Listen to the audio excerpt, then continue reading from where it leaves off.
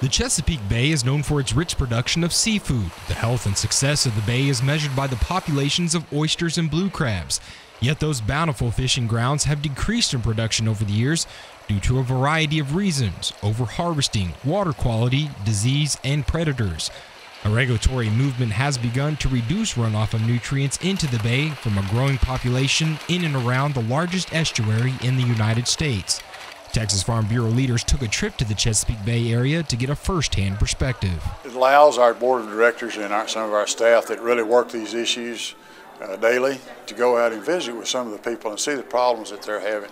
So if they ever come to our part of the country, we're going to try to get ahead of the game and make sure that our people are well prepared and have been there and seen what's happening.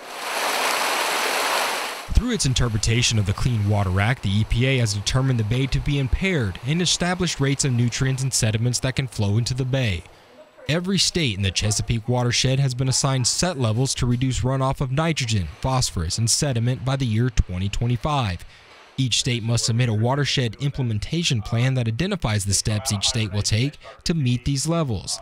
The plans must be approved by the EPA.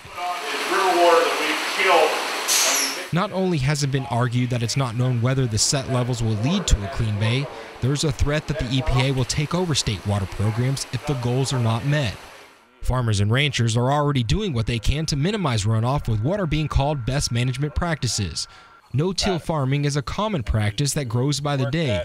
Fencing off water sources and putting in vegetative buffers are a few examples of practices producers in the watershed have put in place to reduce runoff. It costs them lots of money to try to conform with some of the regulations that they were being told to do, and it's going to be very expensive for them. I don't know how they can survive in that part of the country if they continue to have to spend the money that they're spending. The Maryland, Pennsylvania, and Virginia Farm Bureaus are all in support of a lawsuit filed by the American Farm Bureau Federation against the EPA, challenging the federal agency's authority to impose such mandates on states. The lawsuit is not an attempt to stop the Chesapeake cleanup efforts. Since 1983, the states have been meeting goals of reducing runoff into the bay through a voluntary partnership known as the Chesapeake Bay Program. Most farmers are willing to do their part. They just don't want to be singled out, and they don't want regs that doesn't make sense. The Chesapeake Bay watershed cleanup is viewed as the future model for watershed protection in other parts of the country.